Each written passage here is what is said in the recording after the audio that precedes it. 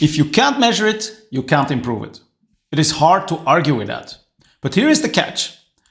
It seems to be challenging to know exactly what we want to improve, and it is even harder to know how to measure that. Imagine you got a nice smartwatch that is going to help you get fitter. You make 5 steps and the watch says, hey, great job, you just did 10,000 steps. But you've barely moved from the couch. That is what corporate dashboards feel like when we zoom in into the science behind the numbers that make up those nice and shiny dashboards. Now, measuring the right things right is not a rocket science, but it is a science. Common sense is going to get you just so far, and in my experience, common sense is failing us. Organizations are focusing on metrics that are readily produced by tooling, but they turn out to be sometimes vanity metrics with little or no correlation with actual security. In this video, I will unpack the key facts behind the science of metrics. I will give you a framework to figure out what exactly you want to improve and how to measure those improvements. Once you have selected the metrics in that context, I will help you understand the key qualities that make your metric useful or absolutely useless. So strap in and let's get into it.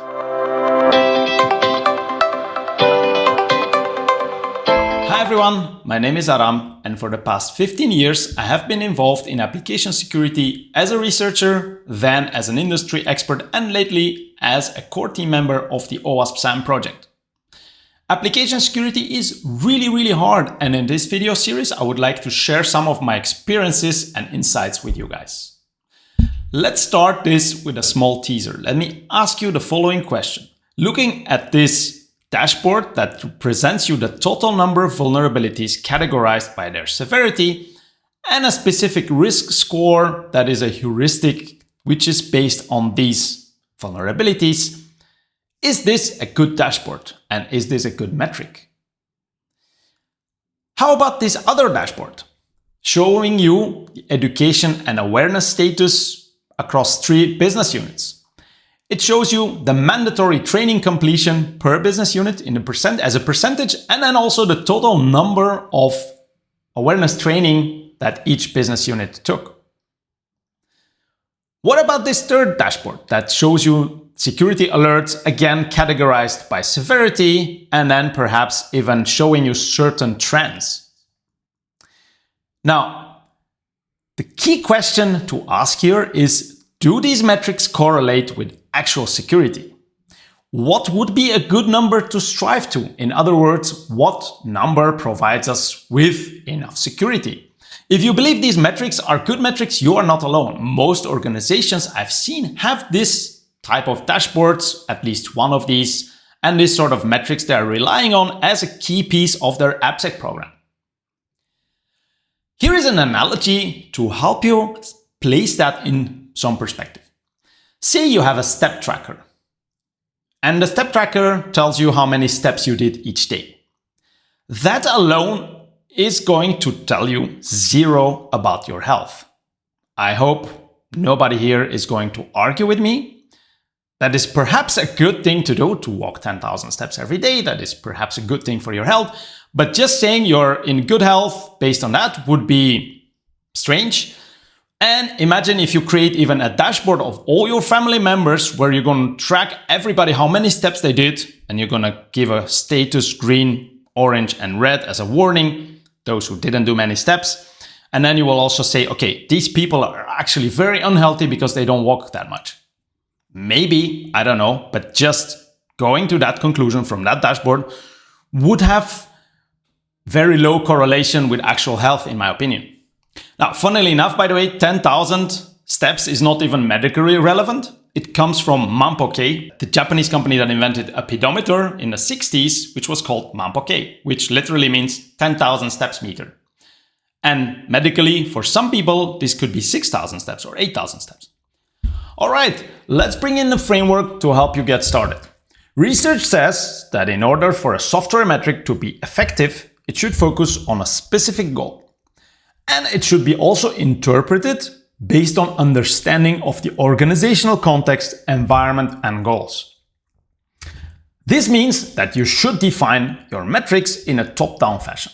A bottom-up approach is problematic because there are so many metrics you can pick from.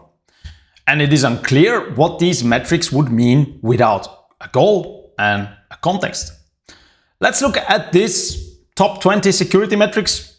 In all honesty, I have generated this list based on ChatGPT, but I have seen this sort of lists over and over on my LinkedIn stream and everywhere else.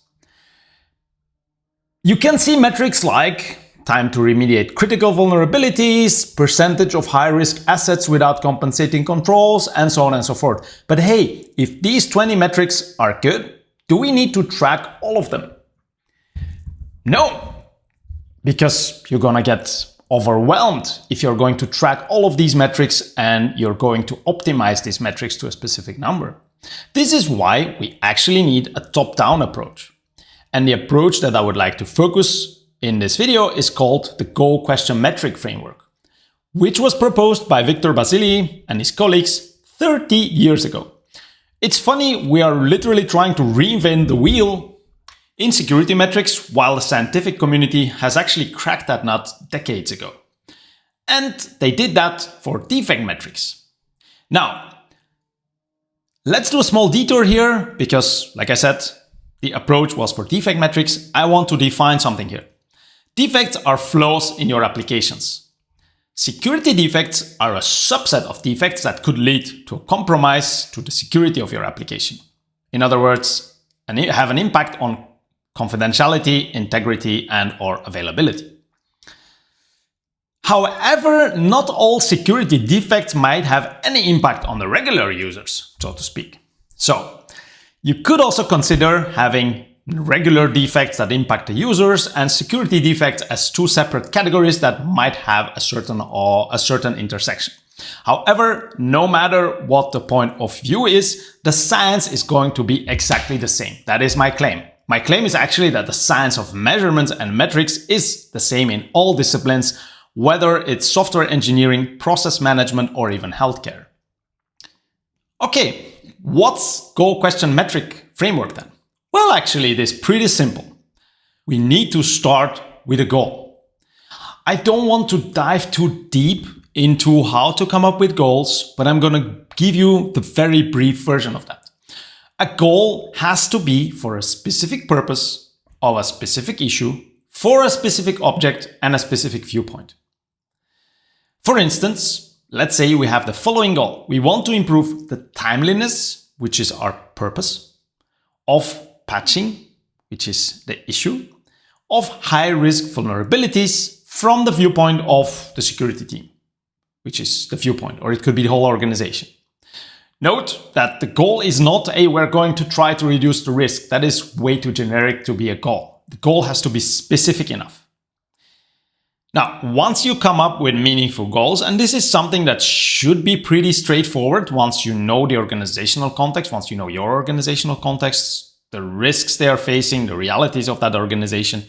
The next level, and this is something that is often skipped when working with metrics, the next level is the operational level. We're not jumping immediately from goals to metrics. We're actually going to formulate questions to characterize the object of measurement with respect to the selected quality issue. Now, our quality is timeliness of patching, and our object is the application system, and we're going to patch high-risk vulnerabilities.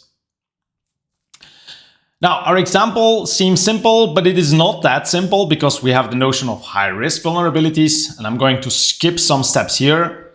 But here is a set of questions that you're probably going to formulate and you're going to be interested in. Question 1 would be, how many high-risk vulnerabilities do we have in production? Question 2 is, what is the current mean time to fix those vulnerabilities? And question 3 would be, is the time to fix improving?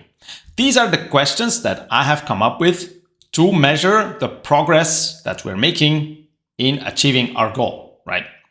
You might be coming up with different questions. That is completely up to you. I'm not saying there is a right question and a wrong question.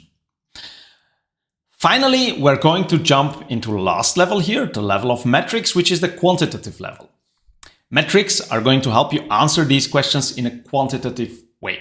And here are the metrics that I've picked. number of vulnerabilities in production that could lead to a breach, likelihood of each vulnerability in production, impact score of each vulnerability in production, and time to deploy each vulnerability fix.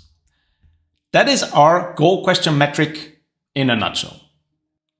Now, at this point, I would like to discuss a couple of issues here. First of all, and this is important, in real life, organizations are doing the exact opposite of goal question metric. They start with metrics that are available, that seem useful, and then they create goals based on those. And they claim that it was the opposite. And the question level is also often missed. I often get the question, Adam, is this a good metric? I have this metric. Is this a good metric? Or can you give us an idea of what a good metric is? My answer is almost always it depends. I strongly believe that if you have defined your goals and your questions, the metrics are going to pop out themselves. You are going to find good metrics. And once you have defined your goal and questions, metrics part is easy. Well, relatively speaking. That is, and my claim is that there is not a single metric that is great for every organization out there. At least based on what I've seen so far, you might come up with a set of metrics that are going to be useful for many organizations out there, but it is unlikely that one metric is going to be useful for every organization out there. And finally, there is also one exception from this, which is qualitative analysis. It is okay to select a set of metrics that you want to track just for the sake of figuring out what is going on and what goals do you want to formulate. As an organization, you're likely to have goals, but figuring out the optimal goal question metric setup is not as trivial as it sounds. You might need to play around, you might need to do several iterations, and in this context, going qualitatively or jumping into metrics before you formulated goals is okay. But then don't waste too much time in setting up how to measure those metrics. Ideally, you should pick up metrics that are readily available out there. Final remark here, metrics do not have to be quantitative. I know I said that GQM, M stands for quantitative level, but you can also have qualitative metrics and even run quantitative analysis with qualitative metrics. But that is a completely different video, completely different topic, and I'm gonna stop there. Okay, you are watching this video because you're interested in the science of metrics. So far, I haven't said anything about that. At least now you know that metrics, for the sake of them, aren't going to make much sense. It's like the 10,000 steps for improving your health. So imagine you have picked your goals, you have formulated your questions, and now you're ready to jump into metrics. What makes some metrics great and others terrible? Let's look at the basics of metrics. I hope you're enjoying this video. If that is so, please like the video and subscribe to our channel. I would also appreciate any feedback that you have for me in the comment section below. Essentially, measurements or metrics have two inherent qualities that define them. Metric precision is related to the smallest unit of measurement. For instance, if we take a look at these two rulers, metric 1 representing ruler 1 is less precise than metric 2 that has more fine-grained measurements. In the context of security, consider a secure code training test that has two possible metrics, a pass and fail metric versus another metric that gives you a score from 0 to 10. Now, intuitively, the more precise a metric is, the better it feels like because it gives more information. But there is inherently some precision beyond which you don't really want to go or you don't really care because it doesn't really add up more information. A score of 0 to 1000 on a secure code training test is probably not more meaningful than a score between 0 and 10. Metric reliability is all about the consistency of measurements. Imagine you are stepping on a weigh scale and you end up with different numbers 3 times you step on it in the context of a couple of minutes. You're likely to toss that scale, right? So if you're taking measurements, your metrics need to be within an acceptable margin of error so that we can call them reliable. In the context of security, let's consider what is known as the EPSS score, which tells you the likelihood of a vulnerability being exploited out there in the wild. EPSS is a prediction metric that will give you a certain value today, the likelihood. It's going to give you another value tomorrow, and that value might go up or down. That is possible. So by its nature, it is less reliable than what we call a KEV score, known exploited vulnerabilities catalog, which tells you whether a vulnerability has been exploited or not. Now, ideally, of course, you would like to combine these both metrics and use them together. So if you have a KEV score which tells you this hasn't been exploited yet, then you would like to pull in the EPSS score. And if you do know something has been already exploited, then EPSS score doesn't really matter. So there is some combination possible when it comes to different metrics, depending on their precision, reliability. And actually, there is often a trade-off to be made between precision and reliability. Let's look at this example where we have a secure code training test results, and we have 3 different metrics to measure that. Metric 1 tells you pass or fail. Someone has passed the test or has failed the test. Metric 2 is going to give you a score between 0 and 10. And metric 3 is going to give you a score between 0 and 1,000. And then, so you know already, you should know that metric 1 has the worst precision because it's just 2 values, it's binary. Metric 2 has better precision and metric 3 has the best precision. But now imagine I give you this additional information where we know that 5 developers with similar level of knowledge, and then we can look at the values that our metrics give these developers. So according to metric 1, everybody passes the test. According to metric 2, 2 developers out of 5 have a score of 4 out of 10, and then 3 developers have a score of 9 out of 10. Metric 3, everyone scores 300 out of 1,000. Which metric is the best? Which metric you would pick? Well, it definitely seems that metric 2 is the worst because we know that we have 5 developers with a similar level of knowledge, but then metric 2 doesn't give them similar scores. So we know metric 2 has reliability issues, although in terms of precision, it is better than metric 1. Metric 1 is good in terms of reliability, but it doesn't give you much precision. In this case, you might be tempted to go with metric 3, which tells you everyone scores 300 out of 1,000, which makes it very reliable and it has great precision. We will come back to this example where I'll give you more information and ask you the same question again. Now that you know the 2 key qualities of a metric, which are precision and reliability, let's move to the next topic, which is validity. Now, going back from measurements to the questions, we have several types of validities that we need to look into. And then I'm going to ask you a very simple question. Is lines of code a good metric to measure vulnerabilities? Hey, it is precise and it is very, very reliable. Precision is not really an issue here because you are counting the lines of code. And in terms of reliability, tools nowadays can give you an exact count of lines of code, and every time you run the tool, every time you're going to get exact same value. So in terms of reliability, it's 100% reliable. But then, is that a good measurement? Is that a good metric to predict anything related to security? So let's look at 3 metric validity criteria that are going to further help you pick the best metrics in order to answer the questions to measure the progress towards your goals. The first type of validity when it comes to your metrics is called content validity. Content validity is about how much of the outcome does the metric cover. Here's an example to illustrate that. Imagine we are trying to measure the security awareness of all developers or employees. And we have 2 metrics to pick from. Metric 1 tells you how many hours of training have they completed. Metric 2 tells you the percentage of top security risks that were covered in the training. Clearly, metric 2 doesn't tell you anything about how much does the metric cover the outcome, in this case, the outcome being the security awareness.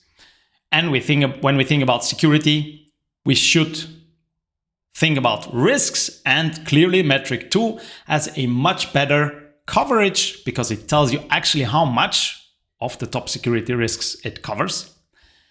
Metric 2 has a much better content validity. The second type of validity is what we refer to as criterion validity. Criterion validity is about how well does the metric correlate with the outcome. Here's an example. We look again at security awareness of employees. Metric 1 gives you the percentage of top security risks seen throughout the training sessions. Metric 2 is the percentage of top security risks understood after the training. Maybe you're going to use a certain test to check that, to measure that. Finally, metric 3 is about the percentage of top security risks knowledge retained throughout the year. Clearly, metric 3 is the best metric in this case because it has the best correlation with the outcome being the security awareness of your employees.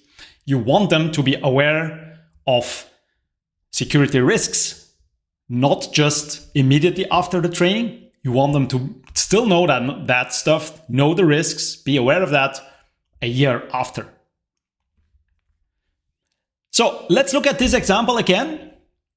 Remember, we had 3 metrics. Metric 1 was 0 or 1, pass or fail for a security awareness test. Metric 2 gives you a score between 0 and 10. Metric 3 tells you that everyone scores 300 out of 1,000. We said, given only the information about precision and reliability, metric 3 is the best metric because it has the best precision and it seems very reliable in this case. However, imagine that I tell you additionally that we know that these 5 developers do not only have the same level of knowledge, but they are also great in terms of security knowledge. We know that these are very security aware developers. Which metric would you pick? Clearly, metric 3, although it has the best trade-off between precision and reliability, it has criterion validity issues because it doesn't correlate well with the information that you know in advance that the 5 developers have good knowledge of security. And in this case, you would pick metric 1. Now, in real life, situation might not be as easy. It could also turn out, imagine we had 100 developers and metric 2 would be 2 out of the 100 have 4 out of 10 and the rest have about 9 or 9-ish out of 10. It could perfectly be that the 2 developers out of 100, maybe they had a bad day. Maybe it is actually not about the metric, it is about additional circumstances that had impact.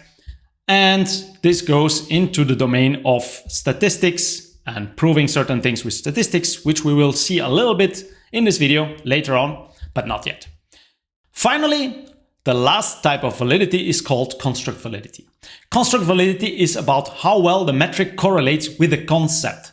And this validity type is very, very hard to explain in reality. It is hard to understand.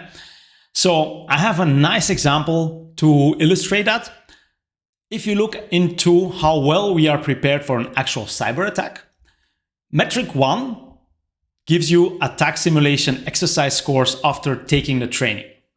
So you take a training, then you have a certain score, how well people are prepared for attack simulations. Metric 2, which would be very, very hard to actually measure, is how well are people prepared to real attacks. So we're not talking about attack simulations because people have trained perhaps for these type of attacks. They recognize them, but we're talking about real life attacks. Another example to illustrate the construct validity type is the IQ test. Early during the previous century, the IQ tests were designed to measure intelligence as a single number, but they had a key flaw. They were actually biased and reflected the language, education, and cultural background of white, middle-class Western populations. So migrants would score horribly low on these tests, and some psychologists jumped to the conclusions on ethnical hierarchies. In reality, people would score good or bad simply because they had seen certain constructs administered in the tests in their education, for instance. Once you start pulling in the metric values, we need to go back to answering those questions that you formulated to measure the progress towards your goals. Let's look at this example. We want to improve the timeliness of patching of high-risk vulnerabilities in production from the viewpoint of the applications team or your security team. In this case, the viewpoint doesn't really matter that much. The first question you want to answer is how many high-risk vulnerabilities do we have in production? The second question you want to answer is what is the current mean time to fix those vulnerabilities? And the third question is whether we are improving that time to fix. Finally, the metrics level, which is going to help you answer the questions in a quantitative way. We have 4 metrics: number of vulnerabilities in production that could lead to a breach, likelihood of each vulnerability in production, impact score of each vulnerability in production, and time to deploy for each vulnerability fix. The question now is, how do we go back from metrics to the questions and measure progress of the goal that we have defined here? For question 2, things seem rather simple. We're going to pull in the mean value of metric 4 with descriptive statistics. So if we pull in the mean value of time to deploy, we know what is the current mean time to fix those vulnerabilities, right? That is what question 2 is interested in. For question 3, which is the time to fix improving? Things might seem simple, but they are not really simple. If we just look at mean values and we say, hey, this month we did better than last month, so we are improving. Unfortunately, that is not how statistical methods work. That is not how you have to approach things from a scientific perspective. You are going to need diagnostic analysis methods to actually prove that that was not due to random chance. And for question 1, things are even harder. So how do we go from metric 1, 2, and 3, which is number of vulnerabilities in production that could lead to a breach with likelihood and impact score, to answering the question, how many high-risk vulnerabilities do we have in production? So let's go into the last sections of this video and look into measurement scales and data analysis techniques. Not all numbers are born equal. Let's illustrate that with a simple example.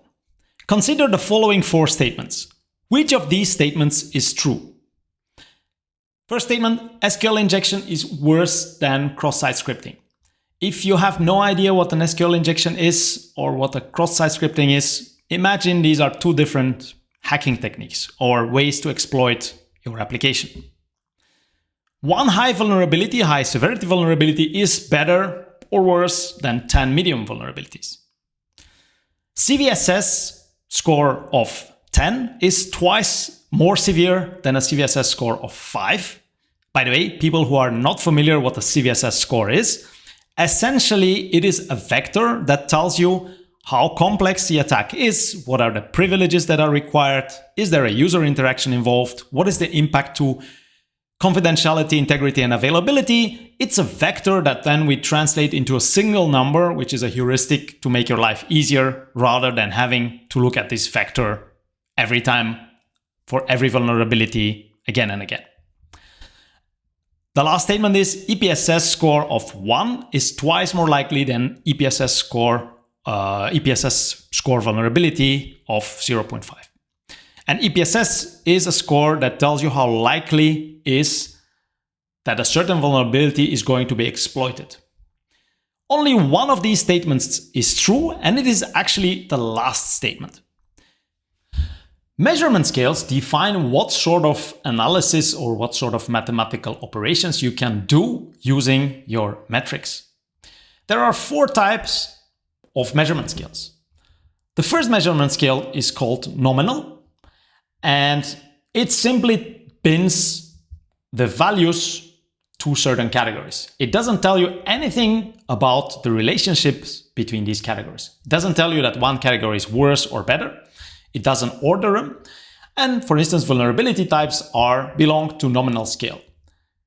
Nominal scales allow you only to use the mode operation, which means essentially frequency. If you have 100 vulnerabilities, you could claim that, for instance, the most common type of vulnerability in this system is SQL injection. It is valuable information, clearly, because if you know that, you can, for instance, send your team for an awareness training around SQL injections.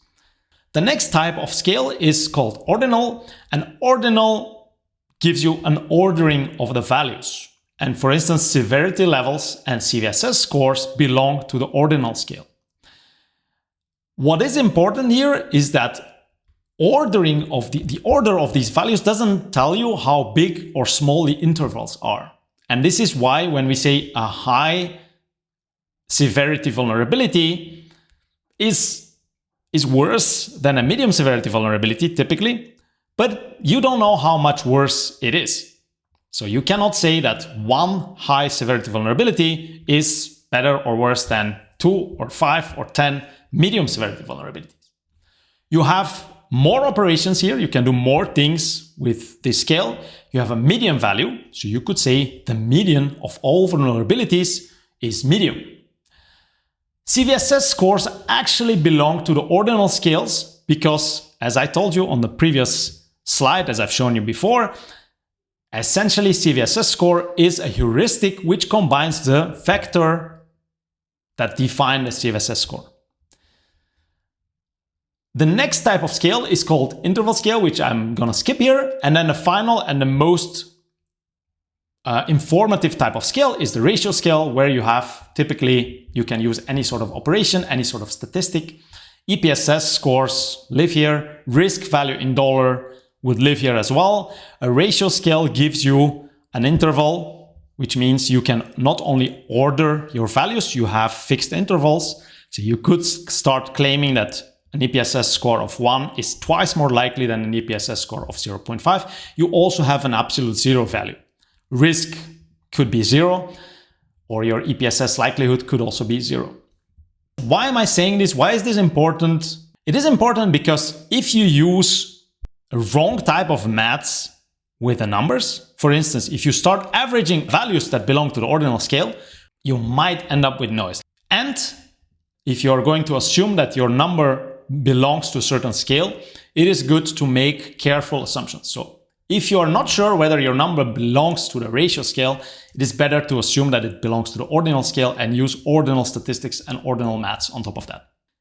Here is a nice example where things, in my opinion, are going horribly wrong. And it is the so-called risk scores that many tools are providing. Now, I love tools. My company is a tool vendor as well. So by no means this is any criticism of the tool vendors, of the scores they're generating, of the scores they're giving. It is a heuristic. But let's look a bit further into the heuristic.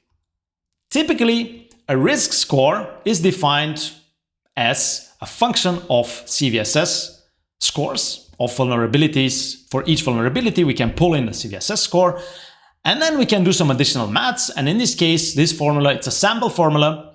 I don't know if any tool vendor is using this formula, but I do know for sure that tool vendors are using similar type of formulas.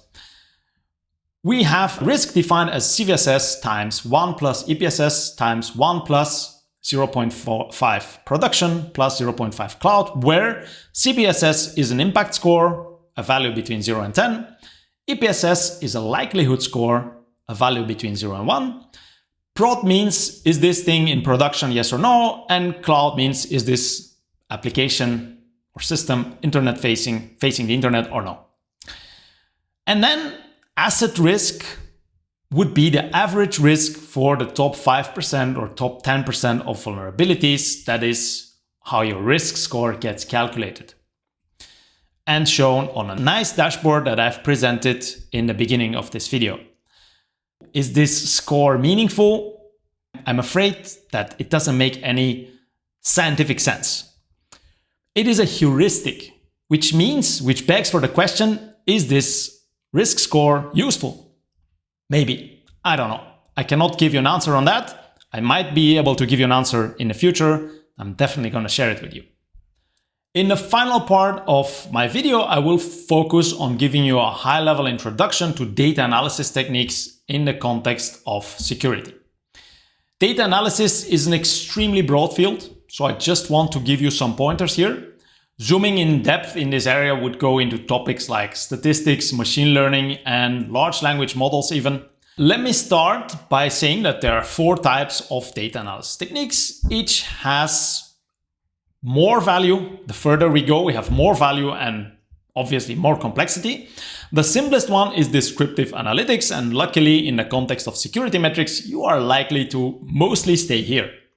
The goal of descriptive analytics is to summarize and visualize the data. For instance, you might want to see average awareness scores for your employees, or maybe identify the lowest performance. You could do that with descriptive analytics. Diagnostic analytics takes us a step further. It is about analyzing the differences between groups and looking for correlations. For instance, you could check whether awareness scores are consistent across business units, or whether certain units are doing better or worse, and whether these scores are improving over time. I have a very nice example to illustrate you, to give you some idea what the value of this technique and this method is, and this category. Predictive analytics and prescriptive analytics take us a step further, where we could predict outcomes and actually prescribe a type of training, recommend training modules for employees identified as part of a vulnerable group. Under the hood, they use complex methods, complex models, but we're not going to go into this. I've never seen these methods used in the context of security metrics. Descriptive analysis is about understanding your data to figure out what is going on. The question on what is the mean time to fix is perfectly answered by descriptive analysis. So if you know your mean value is very high, that would provide enough clues in terms of what's going on, right? So averages, medians, means, visualization is also a great idea. So imagine, for instance, you're trying to measure the scores from a phishing test or an awareness test. Here are two visualizations of the scores with identical average and standard deviation. But these visualization charts, these charts are telling you completely different stories. In the left part, we have a normal distribution where most of the people are centered around the middle value, and then we have a scattering between 0 and 100. It tells you that more or less everybody is scoring somewhere in the middle. The second chart has exactly the same average, like I said, but then here we see two peaks, which tells you probably you have two distinct groups of employees. One of those groups is scoring low and the other one is scoring very high, and perhaps we need to focus on the first group. The second technique that is very relevant in the context of data analysis techniques in metrics is diagnostic analysis, which is handy to analyze differences between groups and look for correlations. I have an excellent example, which by the way, I have actually cooked using ChatGPT. So we have two teams, Team A and Team B, and the average response time comparison for these teams. So Team A, average response time is 38.2 hours. Team B, the average response time is 45.5 hours. We see the averages on the left chart, and then we also see the detailed response times on the right chart. And the question here is, which of the two teams is faster? Claiming that Team A is faster based on this slide would be premature. In statistics and in diagnostic analysis, we cannot really jump to conclusion based on averages. We have to formulate a hypothesis, and then the correct way of proving a hypothesis is to disprove the opposite. And in this case, the hypothesis is Team A is faster than Team B. To prove that, we need to disprove the opposite, and the opposite in this case would be teams A and B have similar response times. You could also go for a null hypothesis where you say Team B is faster than Team A. I'm not going to go in too much depth in the statistics. Let's pick this null hypothesis in this case. And then the goal would be, like I said, to disprove the null hypothesis using, for instance, a t-test. Now, when you run the t-test with these numbers, I've done that in the background, it turns out that we cannot really disprove the null hypothesis because our p-value is more than 0.05. Now, I've simplified many steps here for people who are more familiar with statistical analysis methods. You might already oppose to me using a t-test because my data might not be coming from normal distribution. I completely agree. My point here is to tell you and to show you that You cannot jump to conclusions based on descriptive statistics only. This is why we need diagnostic analysis methods. That brings us to the end of this video. I hope you have enjoyed it. Let's recap the key takeaways. Above all, when talking about metrics, start from goals for your organization that are specific enough, have a specific purpose, they have a specific issue, and they are addressing a specific object, such as a specific product, process, or a set of resources. Don't just go into the metrics zone, into the collection of metrics, into the top 10, top 20, top 30 AppSec or CyberSec metrics. Pick some of them and introduce them to your dashboards. Start from what is meaningful for your organization. Once you have identified your goals and questions to measure the progress towards those goals, look for metrics that are precise, reliable, and have strong validity when we are going back to answering those questions and going back to the goals. Finally, think twice before averaging things like CVSS scores and creating heuristics to define risk. Your math might make intuitive sense but have no scientific backing. Bad averages are going to create beautiful lies. That's all from me. Thanks for watching the video. Ciao.